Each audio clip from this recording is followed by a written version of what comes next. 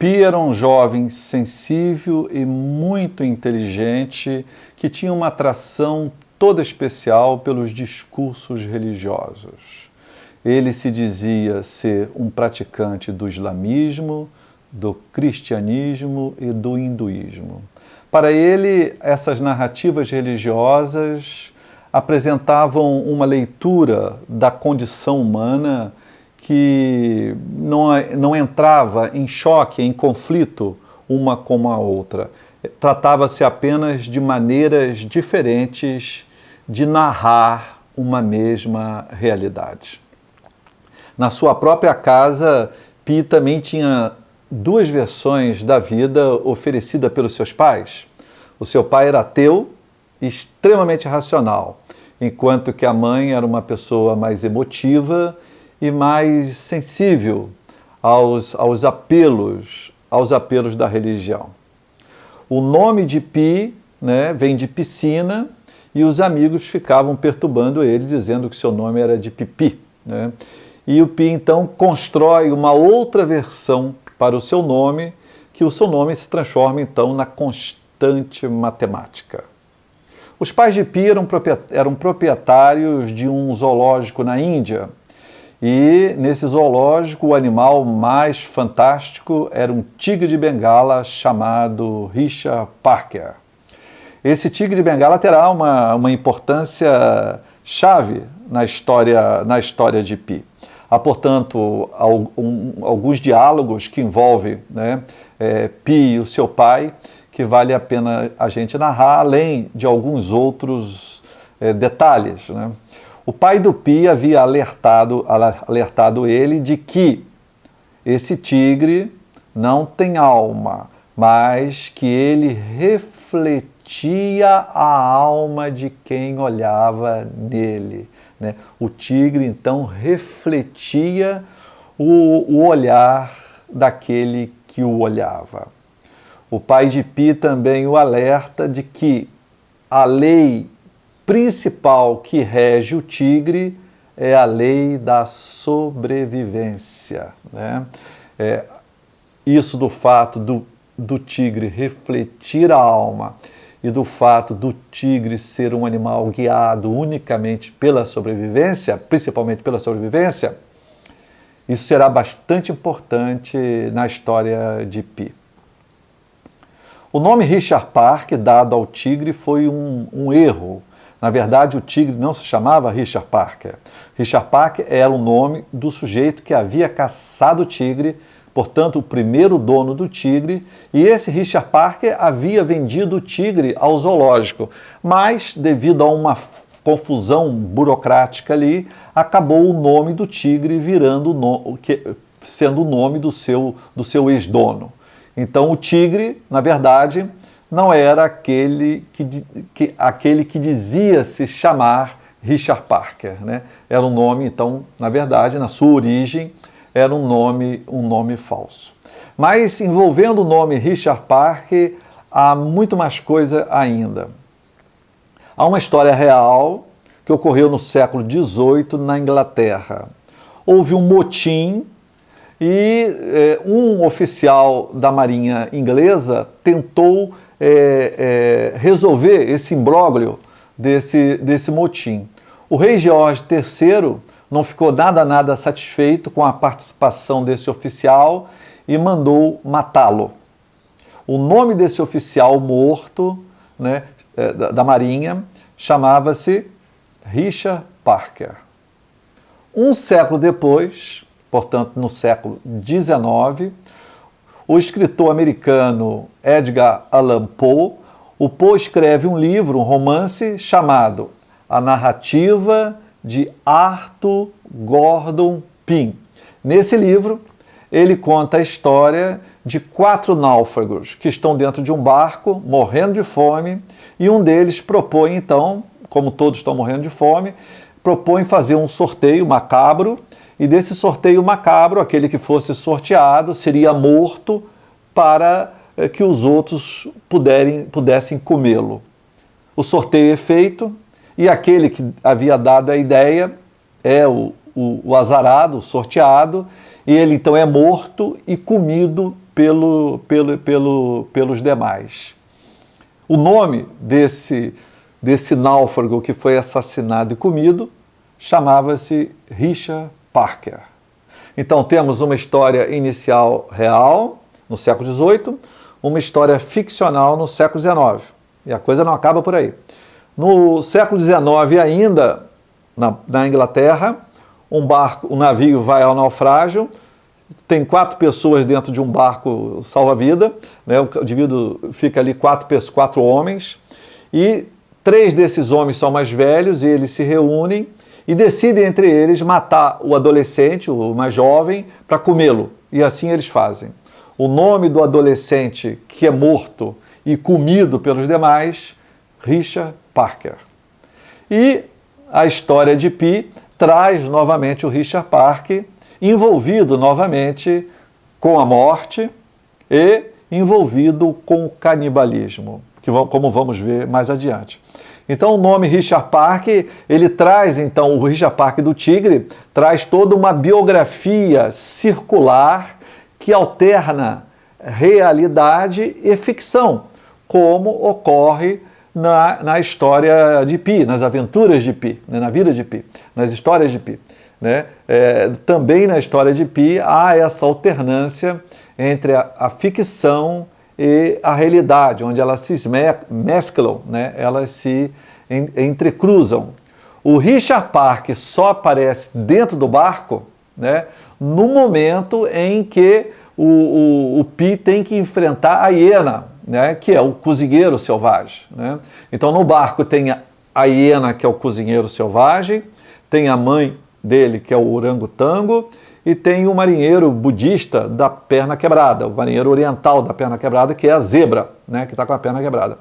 O cozinheiro assassina o marinheiro, assassina a mãe de Pi, e Pi percebe que ele será a próxima vítima, que ele tem que lutar contra esse cozinheiro e matar esse cozinheiro. Né? E nessa hora que ele tem que mostrar essa agressividade, é a hora em que surge o Richard Parker, é que surge o tigre. O tigre, na verdade, é uma projeção, né? É uma projeção de Pi, é um símbolo, não é uma sublimação da agressividade de Pi. Essa é uma agressividade que ele é um menino sensível, é um menino vegetariano, amante dos discursos religiosos, ele não consegue extravasar essa agressividade, né? De matar, lutar, brigar e matar o cozinheiro lá, cruel, e ele acaba então criando esse tigre, né? E esse tigre é que fará esse papel. É o tigre que vai representar o seu lado mais animal, o seu lado da sobrevivência, né? É o tigre que vai refletir a sua alma e que lutará pela sua sobrevivência, como seu pai o havia alertado. O navio vai ao naufrágio quando ele está sobre as águas das Fossas Marianas. As Fossas Marianas é o local do globo onde estão as águas mais profundas, as águas mais desconhecidas da Terra estão ali. Né? E será ali que o tigre brotará das profundezas da alma de Pi, lá do desconhecido da alma de Pi, é que esse tigre virá. O grande momento da história é o momento que Pi está quase morrendo, né? Ele está muito fraco porque não tem alimento, e ele então chega numa ilha.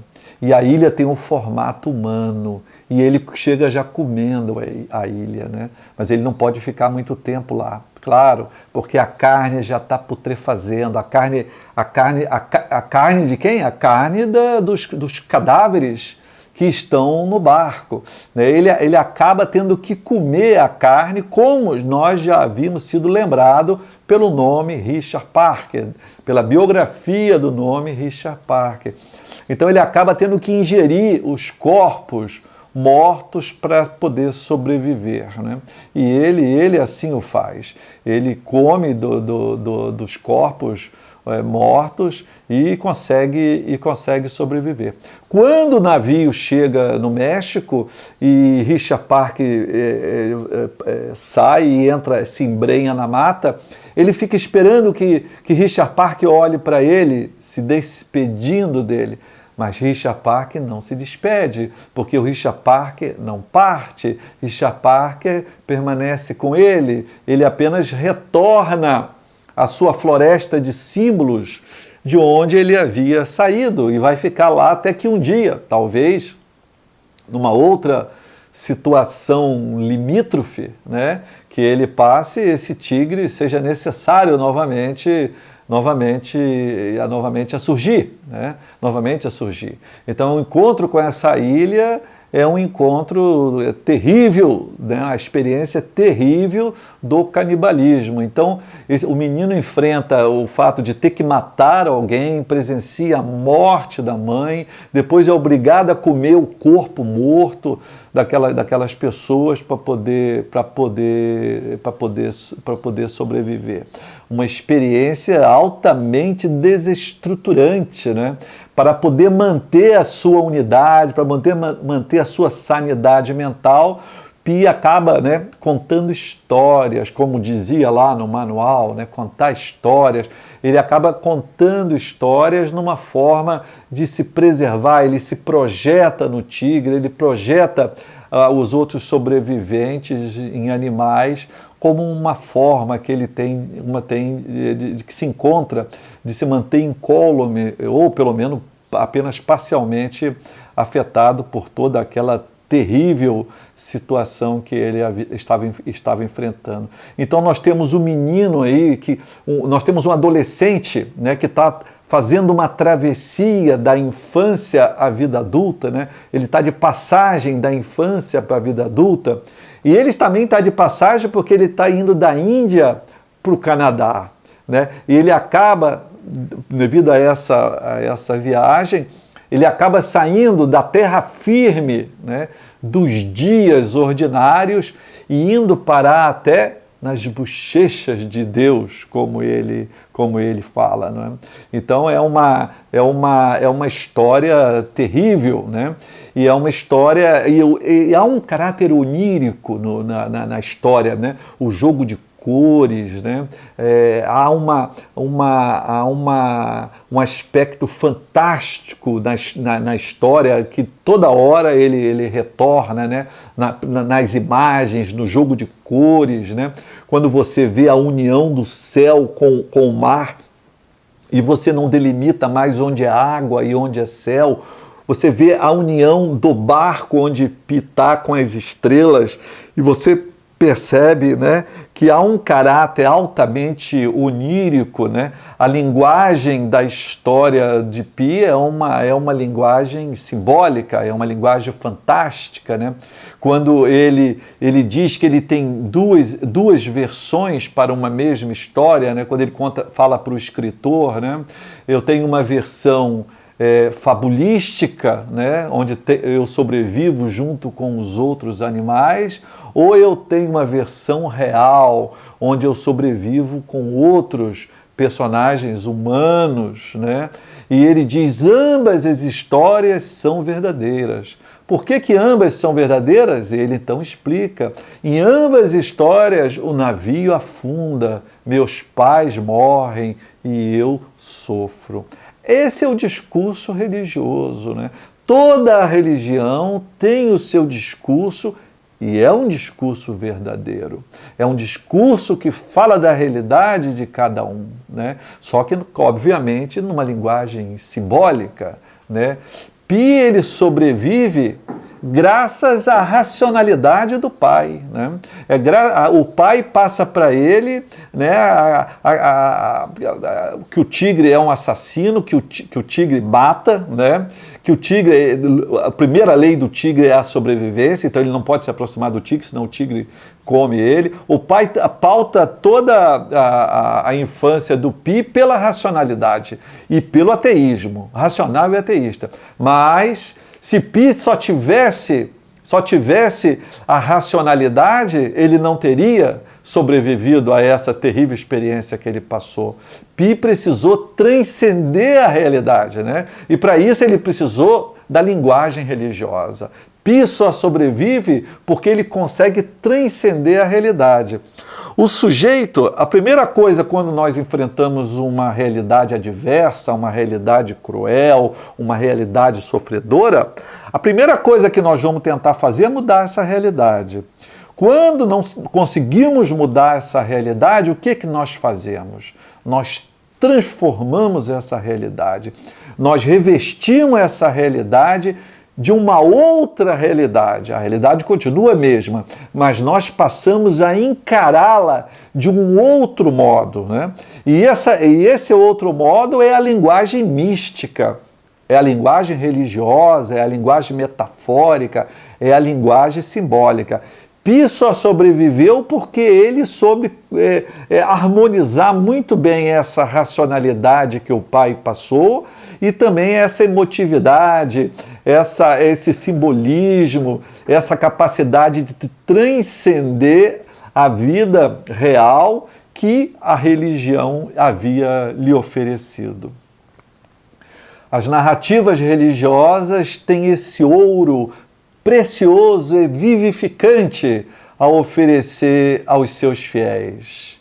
Elas fazem os mares se abrirem, virgens darem à luz, mortos voltarem à vida e meninos se transformarem em tigres.